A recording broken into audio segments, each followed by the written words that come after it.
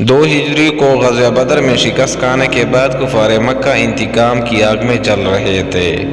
چنانچہ اگلے ہی سال 3 ہجری ماہ شوال مکرم میں انتقام کا یہ لاوا ابل پڑا، جس کے نتیجے میں غزوہ احد پیش آیا۔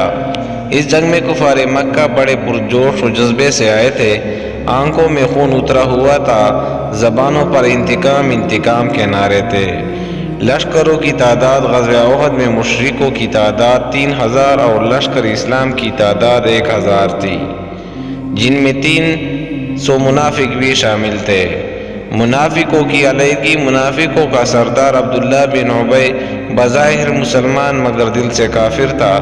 مدینہ منورہ سے نکلتے وقت تو یہ مسلمانوں کے ساتھ تھا، لیکن شوت نامی مقام پر اپنے 300 ساتھی لے کر سازش کے تحت الگ ہو گیا۔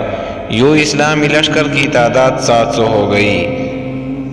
70 صحابہ کرام رضی اللہ تعالیٰ عنہ کی شہادت۔ یہ پہاڑی جنگ تھی۔ آقا صلی اللہ علیہ وآلہ وسلم نے لشکر اسلام کی پشت پر 50 تیر انداز مقرر کیے اور فرمایا، جب تک میرا حکم نہ آ جائے تم نے یہاں سے نہیں ہٹنا۔ جنگ کی ابتدا میں مسلمانوں کا پلہ بھاری رہا اور کفار فرار ہو گئے تو تیر انداز مجاہدین سمجھے کہ جنگ ختم ہو گئی ہے، کفار شکست کھا کر بھاگ گئے ہیں، اب وہ واپس نہیں آئیں گے۔ لہٰذا اکثر تیر اندازوں نے غلط فہمی کی بنا پر مورچہ چھوڑ دیا۔ کافروں نے مسلمانوں کی پشت خالی دیکھی تو یکدم پیچھے سے حملہ کیا، جس سے افراتفری پھیل گئی۔ 70 صحابہ کرام رضی اللہ تعالیٰ عنہ شہید ہو گئے۔ حضرت سیدنا امیر حمزہ رضی اللہ تعالیٰ عنہ اسی جنگ میں شہید ہوئے۔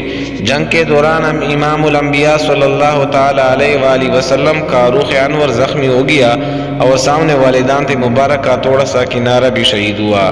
جب جان عالم صلی اللہ علیہ وسلم زخمی ہو کر زمین پر جلوہ فرما ہوئے تو ہر طرف بے چینی پھیل گئی۔ اسی دوران شیطان نے افواہ اڑا دی کہ معاذ اللہ سرکار مدینہ صلی اللہ علیہ وسلم شہید ہو گئے ہیں۔ پھر جب حضور صلی اللہ علیہ وسلم کھڑے ہوئے اور سب کو معلوم ہوا کہ شہادت کی خبر جھوٹی تھی تو کفار نے آپ صلی اللہ علیہ وسلم پر تیروں کی بوچھاڑ کر دی۔ حضرت ابو دجانہ رضی اللہ تعالیٰ عنہ حضور صلی اللہ علیہ وسلم کے آگے ڈال بن گئے۔